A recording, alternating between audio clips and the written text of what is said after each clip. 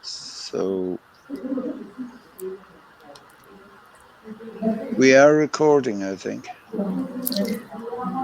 We are recording, and I think you can already start, Tony. Okay. So, good afternoon, everybody. Anthony Buckley is my name, and I'm the chairperson of CKI, the Customs Knowledge Institute. We are hosting this afternoon's webinar on what to expect in 2023 about customs. CKI is a not-for-profit organization registered in Ireland, but with members mainly on the mainland of continental Europe. I'm joined today by my co-director, Enrique Nayoke, by Kevin Shakespeare from the Institute of Export and International Trade in the UK, and by Paul Grobler from Connex, a software provider, who will be giving us the unique insight of the software developer. CKI provides training, primarily recorded training online, and we also operate a customs knowledge community, which is a community of interested customs professionals. We are open for members and indeed anxious to invite anybody who is interested in customs and would like to participate in debate and collaboration around customs issues, or indeed who would like to expand their knowledge base. You can find all the details about CKI on our website, which is very simple. It's just Customs Knowledge Institute, and you will find us there. So without further ado, because an hour is quite a short period, I am going to start presenting my slides, and I'll speak for about 15 minutes or so. You will notice on your screens that on the right-hand side, there's a panel where there is chat, Q&A, and handouts. Under the handouts heading, you will find copies of the slides that we are presenting. In the chat, I really would like you to make use of the chat to make comments, to ask questions, or indeed anything that you deem to be of relevance. In particular, if you have any difficulty seeing the slides, or indeed you can't hear me properly, or for any other reason, then please use the chat to signal that you're there. Now, I know that we have many attendees today, so I'm not going to ask you all to enter anything into the chat, because I couldn't promise I could read if all of you entered at once, but it would be of great interest to us, to all of us, to know where you're from. So if you feel able to and willing to let us know, perhaps in a word or a couple of words, where you are coming from today and where you are joining us from, that would be of great interest to us, because we are aware that we have a very international audience, and we like to get more information on where our participants are from whenever possible. Thank you very much. Yes, that is already very interesting. Please keep it up. But moving to the substance of the presentation, what's coming? And what I want to talk about is what we can foresee at this stage, what's planned for Europe. Rather than gazing too deeply into the crystal ball, I'm really working from material that we already know, signals that have already been given, and trying to predict, as it were, what that will feel like for all of us in 2023. So we are awaiting publication of two major documents, one in Europe and one in the UK, both purporting to detail the plans for the development of customs in the EU's case up to 2030, and there will be elements of that that will reach up to 2040. In the UK, the target operating model for its borders, with implementation planned for the end of 2023 and thereafter. But of course, through 2023, there will be a lot of preparation arising out of that new operating model. There will, I am sure, and it is promised, some alteration of the Northern Ireland Protocol, which will have some significant implications, not just for Northern Ireland and Great Britain, but throughout Europe, because of the unique position of Northern Ireland. And some of us have argued for some time that that unique position should be availed of and should be of interest to exporters and importers throughout Europe to a greater extent than has been possible in the political uncertainty that has characterized the protocol up to now. So it's to be hoped that some stability will arise there. There are reasons to seek greater cooperation between the UK and Europe on the trade and cooperation agreement to iron out some administrative glitches. Handling of rules of origin is one that immediately springs to mind, but also management of regulatory standards and things like that, all of which could be of great benefit. And we would be hoping for developments there in 2023. And early signs are that talks on that front are likely to occur. Unfortunately, we will see maintained and enhanced sanctions against Russia and Belarus, and possibly further sanctions particularly in the line of some restrictions and perhaps some anti-dumping duties against China. So we continue to live in a sanctioned world, as it were, or in a world where sanctions require a good deal of attention and management. We will have a worsening business environment due to economic slowdown. This late in 2022, there is no avoiding the conclusion that 2023 is going to be a year of slow growth at best, perhaps even negative growth in some economies, and generally an economic slowdown, a cooling, as it were, of the international environment. So really, what that all adds up to is a lot of challenges and ongoing challenges for customs in preparing for new initiatives, in adjusting and continuing to adjust the business model to the changing international environment. And I feel myself that 2021 has been relatively quiet in terms of businesses looking to enhance their customs expertise, looking for additional training, and so on. I think 2023 will be busier because business will again have to refocus back on customs related planning that perhaps they took a break from, one could say, due to COVID and indeed the recovery from COVID in 2021. So to go into a little more detail on that, broad movements. Many of the general directions we can already see will become increasingly manifest. And they affect not just the top level policy discussions, but the day-to-day administration. How customs officers at the border act is influenced by the political environment. So there is a tendency towards greater control. The European Commission, for example, is required by regulation to apply quantitative monitoring to SPS goods from March 2023. It now looks like they won't achieve that target, but nevertheless, they will have to make some moves and be seen to be making some moves on the monitoring of SPS goods.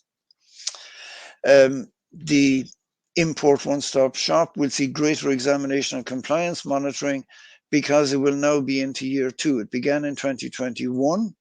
2022 was largely taken up with adjustment and bedding down. 2023 should see a greater emphasis on compliance monitoring, which will not be a welcome development for business. We'll see focused auditing of sanctions operations. Reports already show that the sanctions are operating unevenly. That will be addressed in 2023 because I, for one, have no particular optimism that the war will end anytime soon. Then you have security-focused initiatives. Again, perhaps spin-off from the war situation, but the focus on security has been growing anyway for several years. More emphasis on comprehensive and accurate data, I'll come back to that, and greater differentiation between AEO and other traders. I expect some proposals in that direction. Increased protectionism will continue. I think that trend is now set.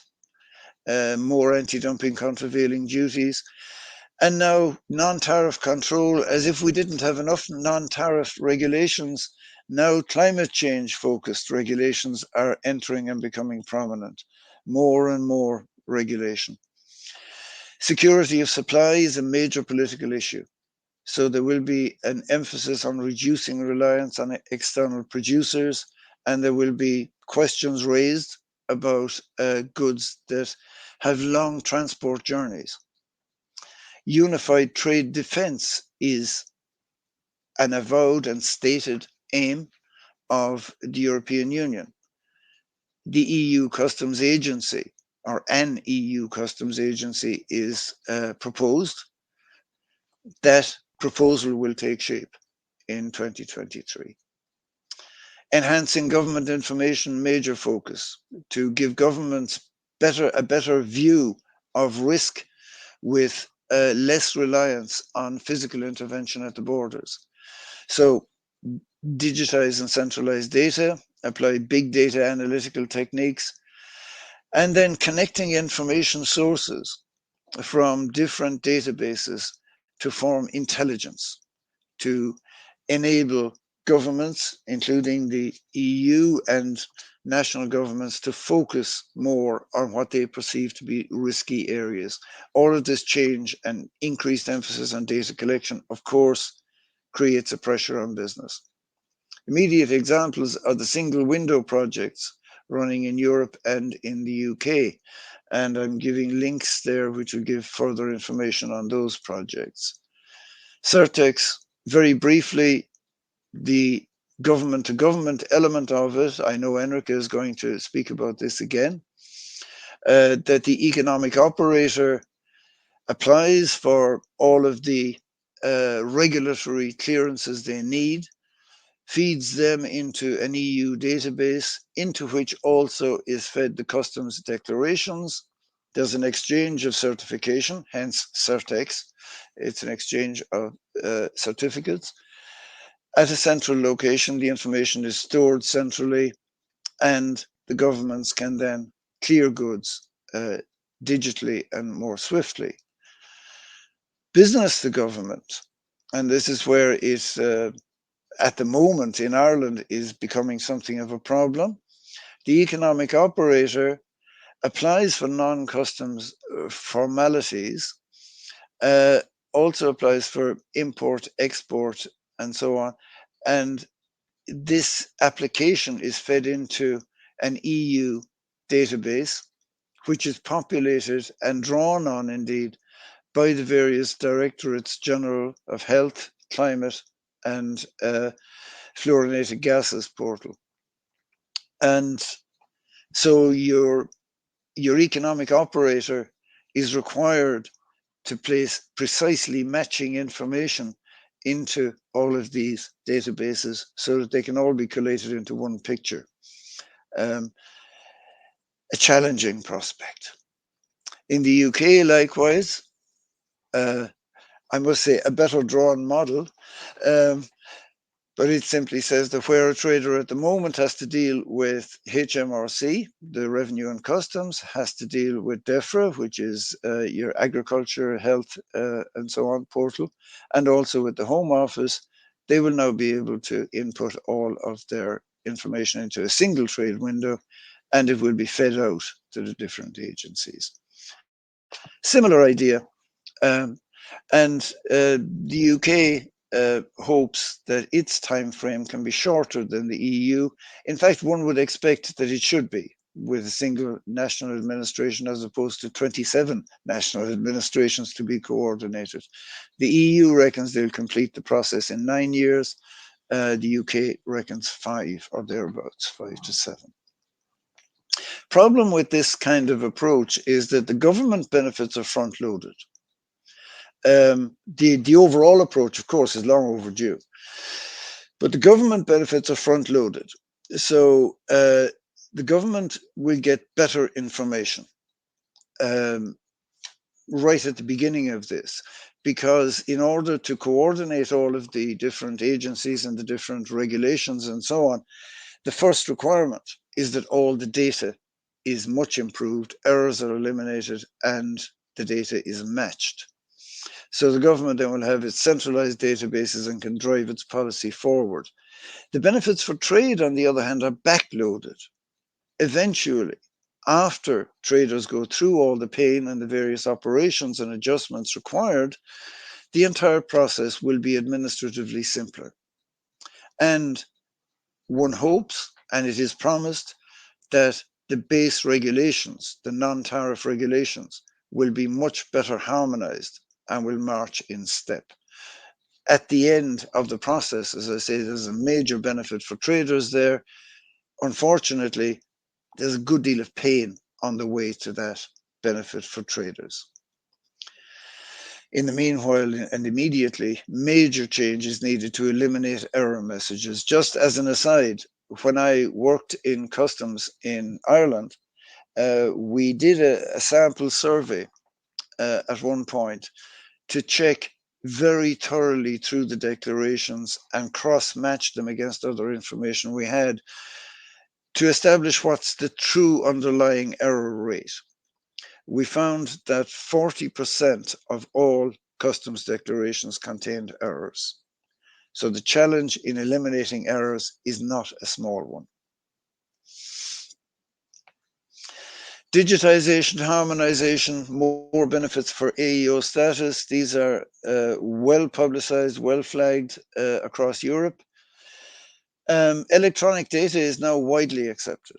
So this will be extended. And I think that's to the benefit of everybody, that rather than paper certificates and paper signatures, electronic will be accepted. It's already accepted in Ireland and a number of other countries.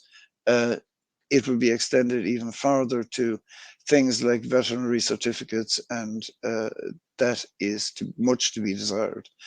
Also, harmonization of practices of customs administrations across the EU is much to be desired. It's a longer term goal. I think there will be a good deal of discussion on that in 2023 with some precise proposals. Tampering with national administrations, even within the EU, is challenging at the best of times. I think there is now a consensus that some form of harmonization must happen. The precise shape of that remains to be seen. Now, stronger incentives for AEO status, again, great idea, because the application for AEO is very much undersubscribed right across Europe, because a lot of companies feel that they have to put themselves through an audit effectively to obtain AEO status, and they don't see tangible, quantifiable benefits in many cases. Those benefits have to be clarified. There has to be a situation where an AEO coming through a port is subject to less checks in practice. At the moment, particularly if the AEO is handling controlled goods, that is often not the case. And if your truck or your consignment is going to be stopped for 3 days at a port, what's the point of having gone through all the pain of becoming an AEO? So that will tie in with the movement towards better quality, more comprehensive data, and so on. Unfortunately, a two-track customs administration is what's envisaged, and I think we'll see clarification on this in 2023, and it's worth watching. What's envisaged is a sophisticated digital monitoring for AEO with little or no physical intervention. So basically, the customs authorities, the monitoring customs authorities, will have access to the AEO's records and will know what's going on all along the supply chain. And therefore, physical intervention will be only occasional, simply for quality checking. On the other hand, the second tier of administration will be for your smaller and your occasional traders who don't have the sophisticated systems of the larger companies. And for them, what's envisaged is a traditional, slow, and intensive checking process to counter what is perceived to be a higher risk with SMEs of breaches of security and various undesirable practices. Now, I think history should show us that undesirable practices are not the exclusive province of small traders, but the thinking that is current in the EU suggests that that may be so. It'd be very unfortunate, I think, if that two-tier thinking became seriously embedded.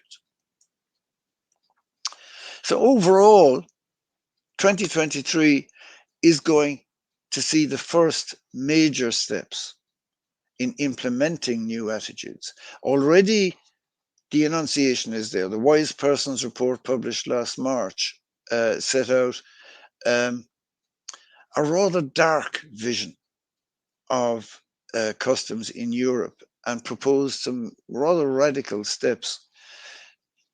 That was the voice of the Commission in many ways through this group. So it has been enunciated, it has been signaled. I think 2023 will see the first steps in implementation. And the management of trade is likely to become rather more restrictive, much less focused on enhancement and facilitation of trade, and much more focused on control and protection. I have a question on the chat from Zandra. Will quantitative monitoring apply to SPS goods in March 2023 without alignment of BCPS? I don't believe it will apply, Zandra. I think that deadline will be missed. But as always, watch this space and we expect announcements. So thank you very much. That's my contribution, and I'm sorry I have overrun. I will now hand you over to Enrique, with apologies to Enrique for eating into her time. Thank you, Enrique.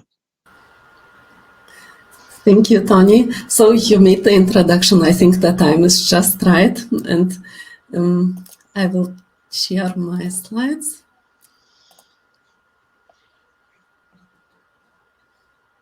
So I think it works.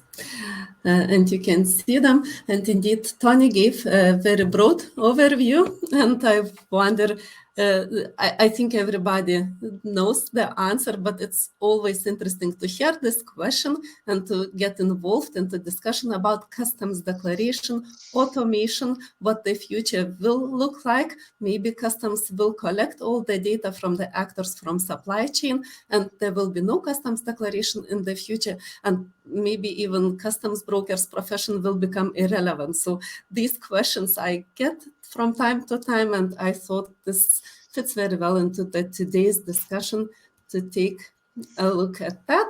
And I would like to cover three aspects. First of all, what is the goal of automated collection of data by customs? Then SID, the paper form of customs declaration versus data elements. What does it mean for business? less burdensome customs declaration, less complex, or on the contrary. And then also about the simplifications, whether they might provide a no customs declaration environment, and also the very interesting simplification self-assessment. And of course, the topic is about automation. Therefore, I wanted a lot to hear the opinion from professionals who do the automation, who develop software solutions. Therefore, thank you very much to Paul Krobler from company Connex, who will join at the end of the presentation and share his views and about our way to customs, how it works today and what might the future look like. So talking about the automated collection of data, there was a great event by WCO and WTO previous month when they launched the study on disruptive technologies. And there was a presentation by Dutch Customs, the supervision dream. Dutch Customs shared that they dream to get automated the data from the pre-shipment documents such as entry summary declaration, bill of lading, commercial documents, certificates of origin, and so on. Also to get the data post-shipment, from post-shipment checks, also from private platforms, and so on. Is this the goal to abolish the customs declaration? Not at all. All this information will serve to verify the data along the supply chain, what Tony also emphasized, and also to verify it with the data in customs declaration. So this is the goal of the automation by customs, what they plan to do. Also, if we look at the EU single window, which Tony also mentioned, and this is the future where we are going, we see that customs declaration plays there an important role. So it is in the plans. And finally, talking about single window, I would like once again to draw your attention to the fact that matching data is the key. And Irish Customs, for example, notified recently the traders that the phase 2 of single window environment will be launched soon, and that companies must be aware that the data in customs declaration will be verified with the data provided in the traces system, and that it must match. And currently, Tony mentioned that from his practice, around 40% of customs declarations were not correct. Here, customs doesn't say what percentage is incorrect, but mentions just that many declarations have inconsistent data. Weights are not matching, and so on. So let's move to the second point and consider a little bit what does the switch from the paper customs declaration, the single administrative document, to data elements to the electronic customs declaration mean. So in the UCC, it is set out that the usual form of customs declaration is electronic.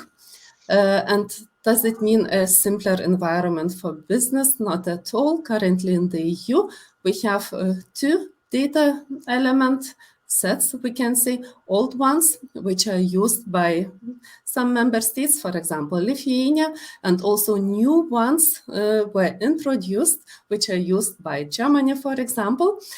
And the new data elements are the future. And as we see, if we compare the structure with the customs declaration, we were used to say, oh, customs procedure code, we write in the box 37.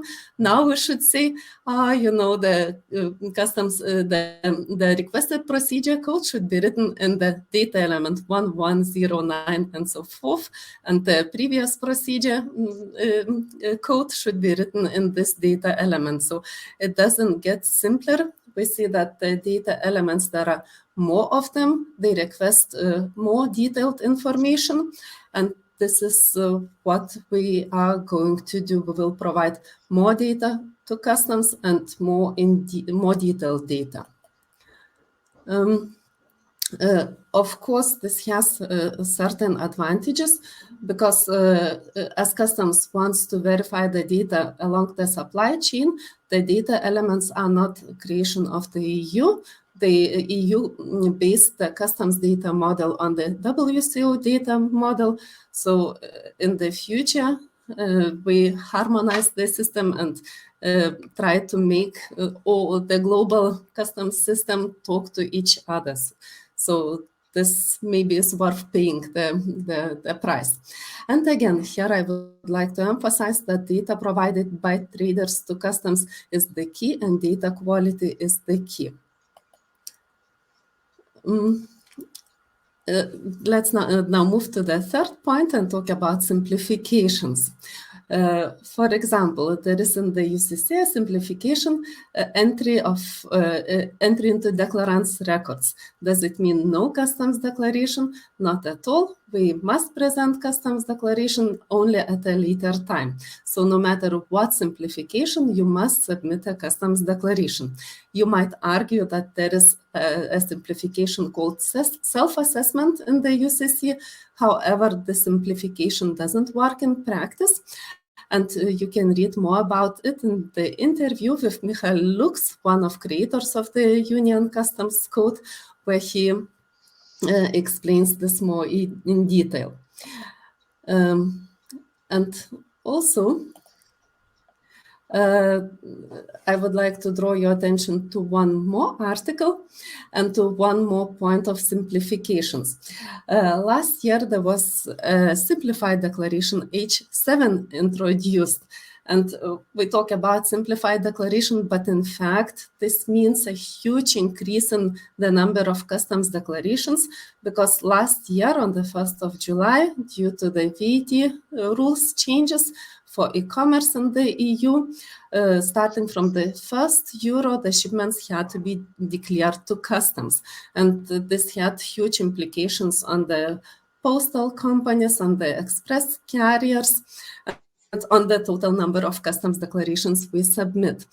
And here is one more interesting article, which I advise to read, by Christopher Pereira from France Post.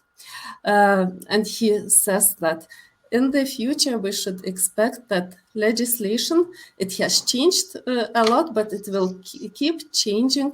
Why? Because there will be more requirements for data, requirements for data quality. There will be additional regulations on prohibitions and restrictions, what Tony also mentioned, and so on. And also we are having the green transition, so this adds on the number of regulations, as Tony pointed out as well. So simplifications does not mean the no customs declaration environment at all. And we have overviewed the 3 points. What is the conclusion? So we can conclude that tomorrow there will be more complex declaration with more data. Thus, knowledge and data quality are strategic issues. This was emphasized also last week in the ODAS conference in France. Customs declaration was one of the topics discussed. A lot of food for thought. So thank you to ODAS for this great event. And as I mentioned, talking about the events, I would like to draw your attention that next year we are organizing a conference in Vilnius, Lithuania, and also online. You could check out the program under the link on the slide. And finally, as the knowledge is the key, and if you feel that structured knowledge is missing for you or for your colleagues, we have recently, the Customs Knowledge Institute has recently launched a comprehensive course which provides systematic knowledge and learning day by day. You can finish the course in 2 weeks. So if that is of interest, you could use a small gift, 100 euros, which is valid, the discount code for 3 days. So much Christmas moods as well from my presentation. And now I would like to invite Paul to share his views on what I was talking and also on the future. So please, Paul. Hi, everyone. Thank you very much, Enrica. So I'm going to cover a couple of points that Enrica discussed, and then I'll give a summary from a software point of view. And I'm going to start off with the slide 7, where Enrica discussed the EIDR and the H7. My point of view on that is we talk about a simplification, but also there is a misalignment between member states' interpretation and implementation. So, for instance, in some countries, you have to notify directly if you've done an EIDR. In other countries, you notify end of the day or after an aggregation period, 10, 20, 30 days. And in some states, you have 2 declarations. So you have notifying your EIDR, you'll see via, for instance, a supplementary declaration, and then the end of the month, a final supplementary declaration. When we talk about the H7, again, it could relate to 2 declarations. I can take 1 airway bill, and now on 1 airway bill, I have goods that's under £135, and therefore I send it an H7 declaration. And I have some goods on my airway bill that's above £135, and I have to send a separate H1 declaration. If I go to slide 6, where Enrica talked about the SAD, right? So, I mean, we've been in the space of digitalization since the 80s. So we've digitalized a SAD type declaration that populated SAD boxes. Then we moved to data elements. And again, I want to talk about the misalignment between countries, because as we see, for instance, in the UK, we've only halfway through implementing the data elements, so the older form of the EU CDM. Export is still to come, the same with Republic of Ireland, and in other countries such as Germany. Now in France, we're already working on the new EU CDM. So when we talk about single windows and so forth, there's clearly a misalignment between the member states and their availability to work to the same specs. In slide 7, we talked about the single window, and I think there's a lot of talk about the single window in a moment. I'd first start off with a single window within a country. So, for instance, if I take the UK, the concentration on systems within the country talking to each other. So here I'm talking about your ICS declaration, your customs declaration, your NCTS, your EMCS, your traces. That should be our first point of call. Let's get it right within the member state or within the country, that there's no double entry in the country before we start talking about different member states integrating with these various systems I mentioned. We, from a software developer perspective, it's all via different APIs. All via different APIs means all different systems needing to talk to those APIs, meaning that a client sees 5 different systems to send to 5 different APIs. Again, when I talk about single window, what is a concern for me is the multiple responsible parties. We're talking about different supply chain actors declaring. So, for instance, I have an exporter in one member state making a declaration. He passes that on, the details on, to a transporter, being that an haulier, a airline, being that a shipping company, who makes the ENS declaration, that passes that details on to someone that makes an import declaration. Also, in some cases, the logic doesn't work. So I'm making a pre-lodged declaration for import prior to doing an ENS. But in my import declaration, I need to mention my MRN for my ENS. Right? So then if we get to the single window, the wider purpose of it within the EU, clearly there's a lot of problems that we need to consider. Again, I refer back to the first point around the EIDR. Will different countries interpret the EIDR in the same way? How will I cross the border? In some countries, I need to present an IORI number. In others, I don't. Right? We state that because of the data elements, that we don't need a printout document. I remind you that in countries, for instance, like the UK, we've implemented a data element module that now populates a new CDS printout, which is exactly as a SAD would have done, and that the UK Border Force and other supply chain actors demands this document, right?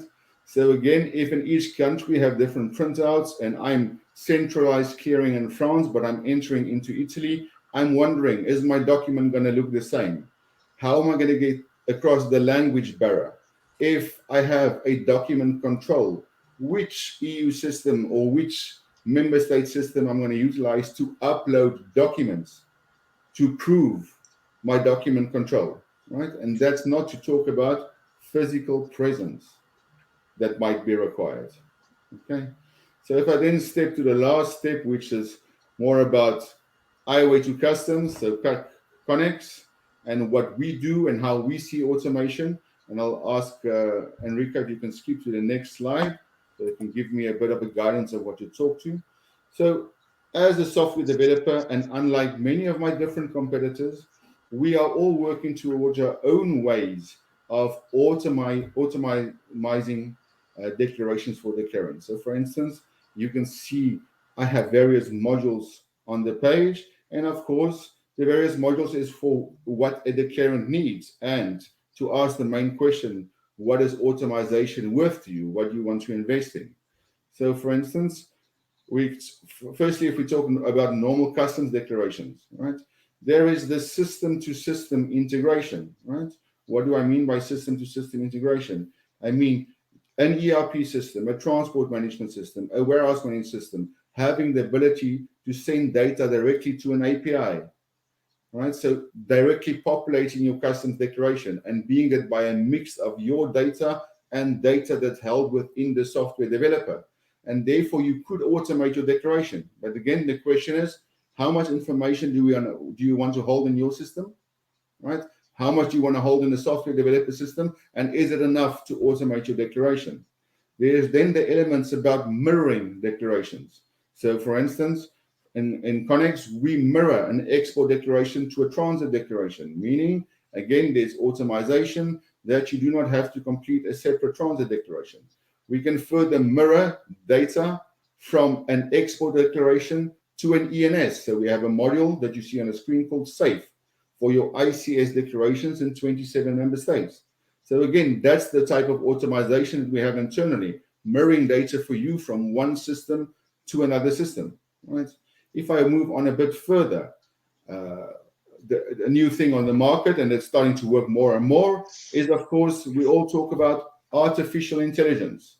And we are utilizing artificial intelligence along with OCR. So OCR being optical character recognition, in simple terms, meaning scanning a document, taking data from a document, right, to automatically populate your customs declaration. So that being your airway bill, your bill of lading, your packing list, your invoice. So scanning the document and automatically populating the declaration. Then if I look at my module called Zen, Zen is a collaboration platform, right? And in the same perspective, you can utilize the OCR to populate Zen. But what do I mean by a collaboration platform and a platform that's supported by blockchain? Is opening the data pipeline to your specific supply chain.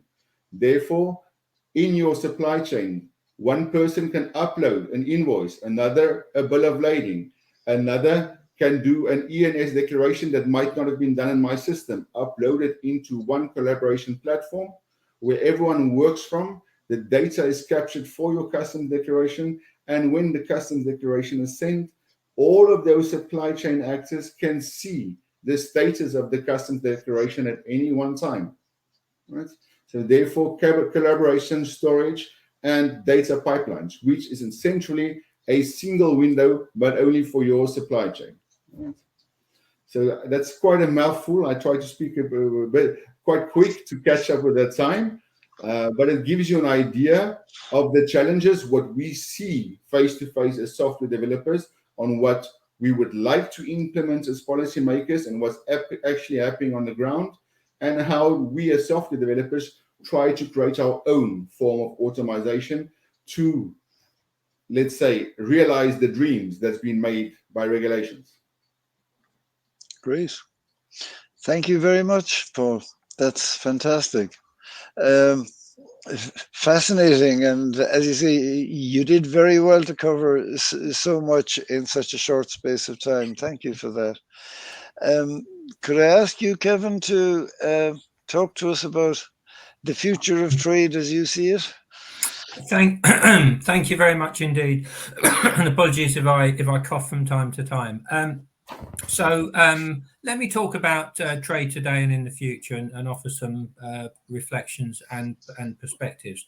I guess first of all, we have to accept that the UK leaving the European Union has created almost a training environment that didn't exist before, whether that's in the UK, but maybe more especially in the European Union itself.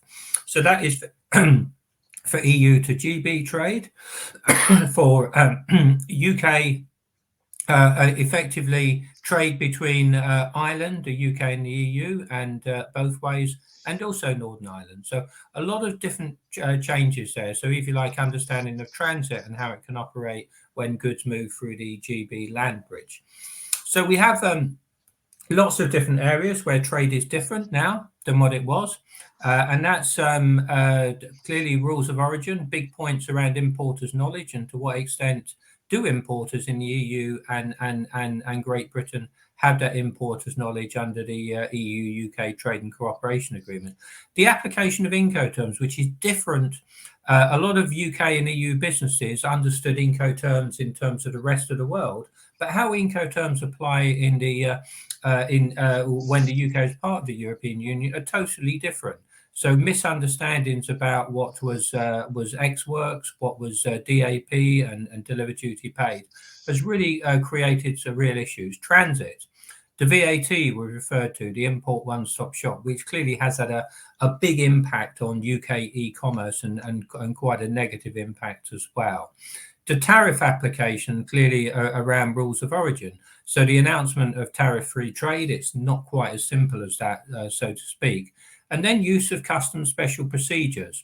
So you could argue a big opportunity for in terms of likes of inward processing and customs warehousing, now that trade with the EU is effectively same as trade with the rest of the world. But that still obviously creates issues. And I think the point around AEO and special procedures is some businesses do not go for it because they're concerned about opening up themselves for audit, which in itself could create greater issues. So clearly there's a need for learning. We found in the Institute, especially when we had the voucher scheme in the UK during transition period, that our trading with the EU was a very, very popular course, because now we're trading with the EU and we have trade, we have a whole different circumstance to what we had before. So the changing face of UK trade, some of this is not just UK, but some of it is. So we've talked about the target. We haven't really talked about the target operating model. There will be a target operating model issued quite shortly. It may be December 2023. It could be April 2024, and I will talk about that. The single trade window we've referred to. I'll talk about the ecosystem of trust shortly. Digital documents, so an electronic trade documents bill is going before Parliament now, expected to be passed around UK Parliament. And when it passes, the UK will be the third country in the world to be allowed to use electronic documents after Singapore and the UAE, but Germany and the United States are following closely. We have the EU carbon border adjustment mechanism and some of the new US rules around provenance and traceability, especially for garments and textiles. But all this really means, I guess, is being able to evidence and do your ESG reporting and traceability is going to become a key part of supply chains going forward. Then we have the lovely word trusted trader. And what do we mean by trusted trader? Well, we'll probably see in the target operating model. I'm on the UK government advisory panel on trusted trader. Is it AOF? Is it custom special procedure? Is it a good compliance history? Those are some of the challenges being looked at and addressed at the moment. So in terms of the Institute, and conscious of time, I'll probably just go through some other slides more than this. We are leading several ecosystems of trust in the UK. So the UK has announced 6 pilots of ecosystem of trust, which is around taking advanced supply chain data. And I'll talk more about that. So we're working, for example, with Trademarks East Africa in particular, around a digital trade corridor between Kenya and the UK. And again, I'll refer to that shortly. We're also working for EU to GB movements, and we've actually had live movements for an open source interoperable distributed ledger technology. I've not used the word blockchain, but it has to be effectively interoperable. We do not want to create a monopoly in any way. So we've moved tea, coffee, and cut flowers from Kenya to the UK, and fish fingers from Germany to Great Britain. And whoever thought fish fingers came from Germany, but there you are. So a number of initiatives there. So thinking about the target operating model, it's evolving. It's looking to address a number of points, safety and security declarations being one of them. Can you have that data in advanced supply chain format, way in advance of 24 hours before shipment? So in the case of Kenya, we've evidenced that we provide all the data before the goods leave Kenya, 42 days before. So that allows the UK government to consider what advanced risking they take. And tea is generally a low risk SPS goods. Can you do something around SPS? Yes, there is the eFITO initiative globally as well. So there's lots of possibilities here, but clearly it has to link, may need to link with legislation, especially around SPS, for example. But then do you have low, me, and high risk as well? So this ecosystem of trust, basically the concept is that you upload certain information to an interoperable DLT infrastructure.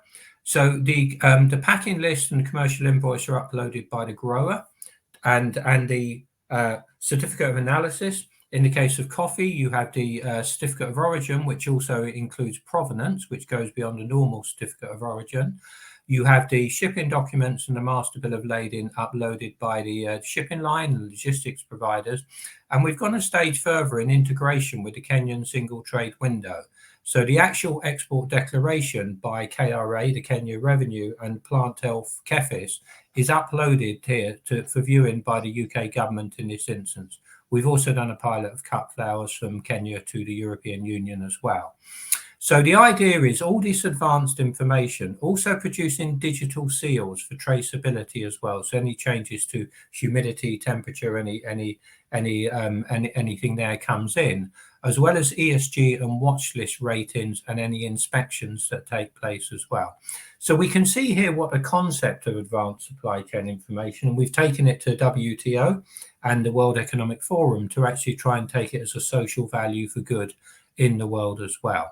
So we can see this concept, but basically it needs to be like the World Wide Web. Anybody can use it. It's not looking to create a monopoly. One source of truth there. So thinking of time, and we've talked a lot about the single trade window, and we talked about the concept of it.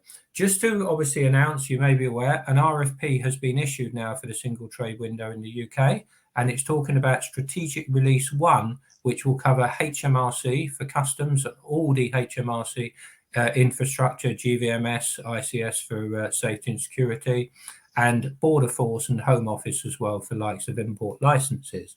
DEFRA is following close by, so DEFRA, covering the sanitary and phytosanitary aspects as well. So it's a series of strategic releases for introduction of the UK single trade window. And some of the terminology that's been used is the tell us once approach. And we've talked around that, not having to put data into different systems. So those of you who are from the UK, you'll be familiar with CDS for customs, IPAS for SPS, Aspire for export licensing, soon to become light. Also potential for multi-filing, and also potential for trader self-serve, which is all interesting, but also this potential for pre-population of data. So you're not having to rekey in data that is static. So it's going to be interesting. Clearly, what is developed in the UK single trade window, Strategic Release 1, I believe, is due to be delivered by November next year, probably with a focus on standard goods. So we look at textiles and automotive as examples of that there. So a lot of work is currently taking place on single trade window. as I said, the other concept of digital documents is also a program with the Institute, the exclusive training provider, is the ICC WTO Digital Standards Initiative. So it's drawing together all the standards agencies, UNC, FACT, GS1, SWIFT, and so on and so forth. And the idea there is to create effectively a standards by which the way works. And we produce training on digital documents, but also legal entity identifiers. So the G12, I think it was, have indicated that to move beyond the ORI numbers in the UK or other operator numbers in other parts of the world, that we come up with this concept with a legal entity identifier, which creates, if you call it from a UK sense, a globally ORI. That's not the best way of looking at it, but that is the concept there, that you have this trusted element to it. And as I said, it's due to the e-bill of lading will hopefully be used soon after the past Parliament. We're involved in a project at the moment between UK and Singapore, who have signed a digital MOU to run a first fully digital movement between the UK and Singapore. And we're speaking with the UAE and Australia as well now, effectively to have full digital documentation on import and export as soon as it becomes law in the UK. So the final thing is trusted trader. Now, this is obviously what governments really have to consider, and there's a lot of challenges here. So the World Economic Forum has these challenges as well when it talks about AEO and the benefits of AEO. Is what are the benefits for trusted trader? But what we would say to businesses here is, and small businesses, is it used to be a case that you only needed to demonstrate compliance when customs, for example, came calling and audited you. Now, I think in the new world, you've got to go forward and demonstrate compliance. Otherwise, you may not have the benefits that other traders have got. And I don't just mean AEO in that regard, and that's going to be quite interesting. But what is compliance? So good and accurate records, standard operating procedures, evidence how you classify your goods, and don't use other or it's a big red flag on global systems. Supplier declarations for rules of origin. Be careful on valuation as well, especially if you're using wholesalers, distributors there. And clearly written contracts, clearly defined Incoterms. So I'm conscious of the time. I've rushed through that a bit, but thank you very much for listening to me. Thank you very much, Kevin. Indeed, that was a breakneck speed almost, but very clear nonetheless. There's a lot of very, very interesting initiatives in there, and I think it's fairly clear that there's a coincidence of direction between the UK and the EU in terms of at least the systems changes which are coming. You know, the objectives, I think, also are very similar. And it will be interesting, and perhaps it's a good thing that we have two authorities, as it were, driving similar agendas, and hopefully each can learn from the other as we go along. That would be very good. We have a comment from Raymond, and also a question. The comment is, sounds like a good idea to enable complete transparency in a secure environment for all chain members in the transaction. And blockchain, of course, Raymond, is what you're referring to. And that's, yes, it holds out a lot of possibilities. I personally would sound a note of caution about it as a panacea. I think it has applications where it will work very well, but you know, the idea of industries whose first focus is compliance, really the only industry where I'm aware that operates at the moment is the pharmaceutical industry, and to a lesser degree the medical devices industry, where in fact FDA approval or European Medicines Agency approval is hanging by a thread constantly. And these industries are very, very well funded and spend a lot of that funding, in fact, on constantly re-engineering, recertifying, you know, their machinery, their production plants, and so on, because their enormous profits are hanging by this fragile thread of regulatory approval. Without that kind of environment, I must confess, I don't see blockchain as being a general solution. I see it specific, absolutely. But personally, my view would be difficult to translate it into a general solution, but perhaps in some modified form. Raymond's other question, Kevin, and you might like to comment on this, is any change regarding the gold ore industry? I don't know anything about that. Yeah, I'm not sure if it will answer the question dramatically, and I think on Tony's last point is that some transactions will be easier. So in the case of Fish Fingers, it's a well-known logistics service provider that is virtually doing the whole end-to-end supply chain, and it's intercompany. So things like that, it can definitely work.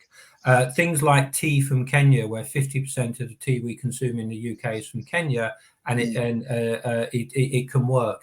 Other ones, and it comes back, I think, to minerals is a really interesting one if we think about it in an African sense.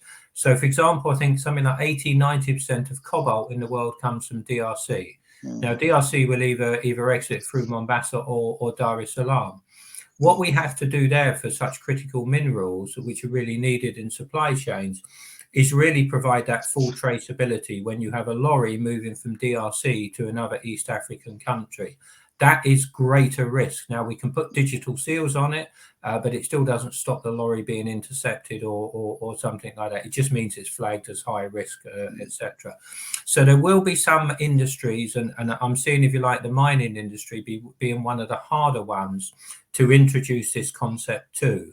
But it is going to be interesting, and what we could see, I think, is international trade changing to take advantage of this with less, don't like using this word, middlemen or middle women involved. Yes. So it becomes a more B2B existence.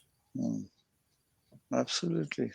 Thanks very much, Kevin. Yes, I agree completely. It's a very interesting prospect, actually, all of this development. I mean, one of the things that occurs to me, and this is really the last thing I think I have time to say, is that the requirement, the legal requirement, that a declarant lodging a declaration has all of the documentation there on his or her desk when they're making the declaration. The digitization agenda could make that a reality by actually requiring each of those documents to be filed with the declaration. That's and indeed the blockchain system of storing the certificates and storing the information as the goods proceed through the production line and through the supply chain could indeed provide a great deal more useful information and more opportunities for checking, I suppose, remotely on the whole chain. So brave new world out there. And I think we all agree we're going to see further progression along the now pretty much established, or certainly well indicated, path in 2023. So customs continues to increase in importance if for anybody undertaking international trade. Now we're past 3 o'clock. I thank you all for your attention. We do try to stick to time. So at that, I will thank Kevin, Enrique, and Paul from Connects for really fascinating inputs. And thank you for your attendance and your interest. And we look forward to seeing you at our next webinar, which will be advertised on our website. Thank you very much. Good day and enjoy the rest of it. Thank you. Thank you. Bye.